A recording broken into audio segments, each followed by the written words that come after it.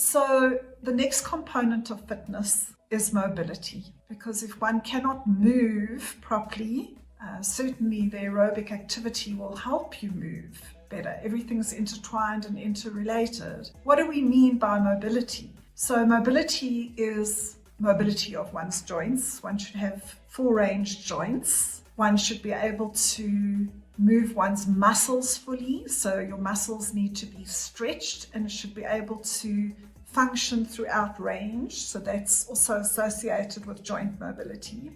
And one's nerves, the peripheral nerves, which come off the spinal cord and combine in different combinations to supply the nerves that provide our arms, legs, and other parts of our body with juice to be able to move, because without nerves, we cannot function at all.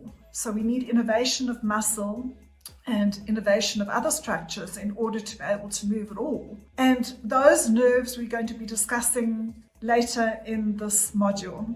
We're going to have a section on neural or nerve mobility as its own self-contained section. In terms of ideas for mobility and activities for mobility, there are many providers who assist with that. There are many stretch and tone classes on YouTube. If one doesn't use YouTube, one can have a very qualified exercise specialist or a physical therapist teach you the main components of stretching and which are the most important muscles you need to stretch. And generally speaking, depending on the type of activity that one's doing, one should try and stretch those main muscle groups that are involved in the aerobic activity that you are doing. But it's very valuable to be able to stretch all muscles and all ligaments and tendons. And the reason being is that as we get older, there's less collagen in our bodies, there's less elasticity in our tissues, and we get stiff and tighten up. But stretching is a very major component of injury prevention. So if one is mobile and fit, aerobically fit, there is also an automatic tendency to already be strong, which we're going to speak about next. So when it comes to the types of activity one can do for mobility, besides actual specific exercises for specific muscles themselves, a kind of global stretching activity would be something like yoga, whichever type of yoga. There's several different types of yoga, so one needs to go to a specialist or have an individual instructor. There are classes online as well. Tai Chi is also a very magnificent form of exercise. It's a very slow moving exercise. It's a free-flowing exercise. It's great for breathing. A lot of Tai Chi and yoga involve breathing adequately with the exercise and increasing blood supply and oxygenation to the structures that you're working with. It includes activities such as crossing the midline, which is very good for centering oneself generally and for one's coordination and cognitive abilities as well. So there are multiple benefits of performing mobility activities or mobilization activities. When it comes to strength, if one is aerobically fit and one is mobile, there's an automatic result that you have basic strength. If one wants to increase one's strength, and as mentioned, one of the biggest results of getting older is that one has loss of muscle mass. So it is important to include some lightweight training.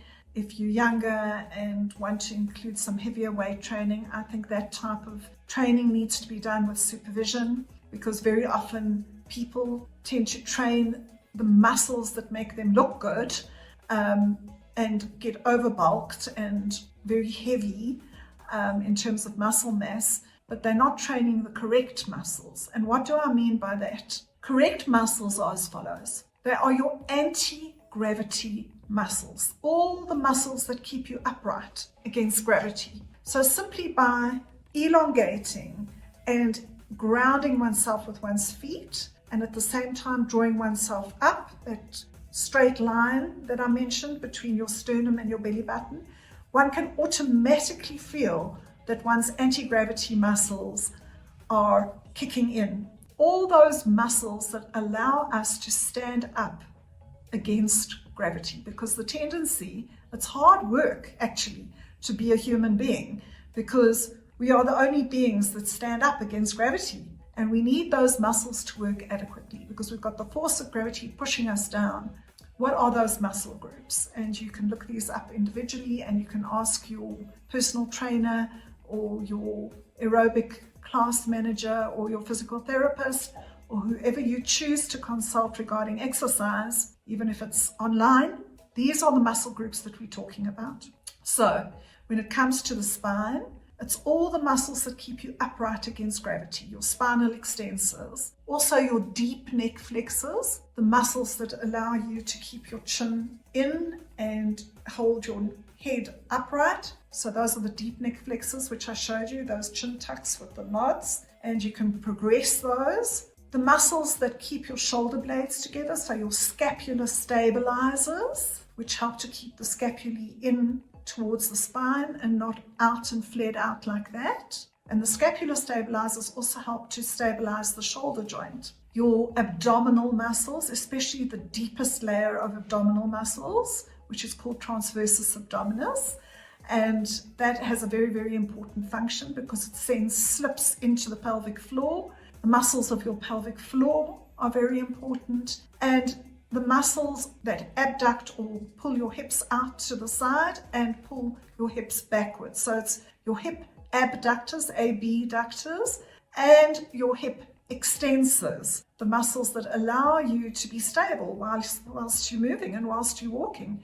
Because if you think about it, 50% of the time, one is on one leg. If you're walking, 50% of the time, you're on one leg. So those hips have to work very, very hard, and the rest of your body has to keep you very, very stable in order to move forward. The muscle on the inside of the knee, all your quadriceps muscles to straighten the knee are very important, but there's one that's more important than the others, and that's a muscle called the VMO. You can look it up. Its Latin name, anatomical name, is vastus medialis obliquus. The oblique muscle, the teardrop-shaped muscle that is on the inside of the knee.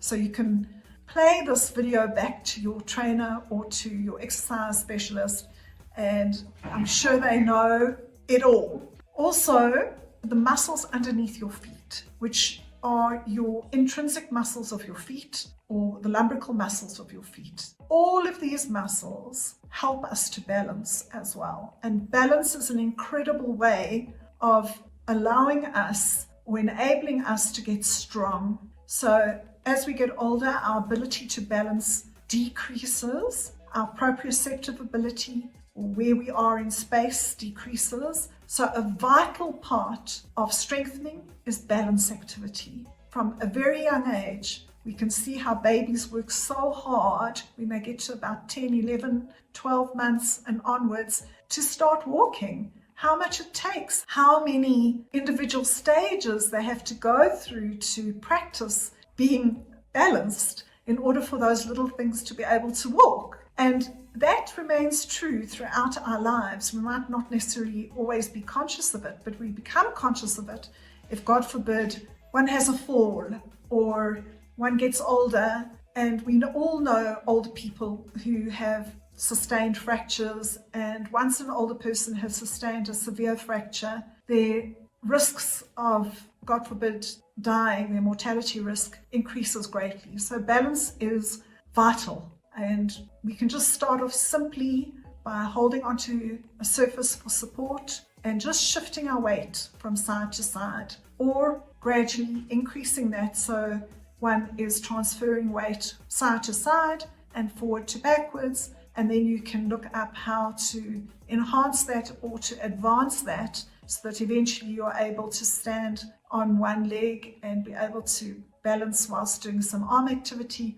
but always near something that you can grab hold onto for support. Okay, I want to add on a little bit about strengthening, and that is as follows: the type of exercises you can do One could do isolated muscle training or groups of muscle. And once again, you would need somebody to teach you how to do that.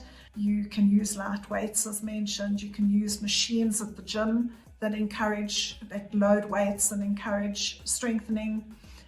You can also use your own body weight. And this is something that I myself practice very, very frequently during the day. Just squeezing different parts of your body, like squeezing your knees together or simply placing a cushion between your knees. And that can be done so easily whilst one's sitting at a computer or speaking to somebody on the phone. And that does a lot to spark or reset one's anti-gravity muscles to be able to begin strengthening them. And it's such an easy thing to mix into one's day-to-day activities. Or even if one's standing, squeezing one's buttocks together if you're in the grocery queue. I know it sounds strange, but nobody will notice that you're doing it. Strengthening your biceps, your triceps, using your own body weight and your own resistance. You can also use bands. I'm sure you all are aware of exercise bands, and you can start with something as light as yellow. I think red might be the lightest. And then it goes to yellow, then to green, then blue. And I think most of us, in terms of our big muscle groups, should be sitting at about green or blue. Then you get to grey and black. And those are for athletes, in my opinion, people who are extremely strong and who are doing end-stage rehabilitation before they go back to sport, or even whilst they are doing their sports. And there are many other forms of strengthening, things like Pilates, and people use the word Pilates as a catch-all phrase. But the word Pilates is actually named after the man called Joseph Pilates, and he used proper breathing techniques and reformer equipment. If you go to a proper Pilates studio, they work very, very much on concentrating on anti-gravity muscles and on lengthening muscle. So one has got a leaner look, not that very built up, pumped up look, but still enhancing strengthening. One can also do classes with a fitness ball that also helps to induce a balance response and activation of all our anti-gravity muscles. And the list goes on and on. It's endless as we progress through the modern era. The ways we can strengthen and stretch and mobilize ourselves is almost without limit. Thank you very much.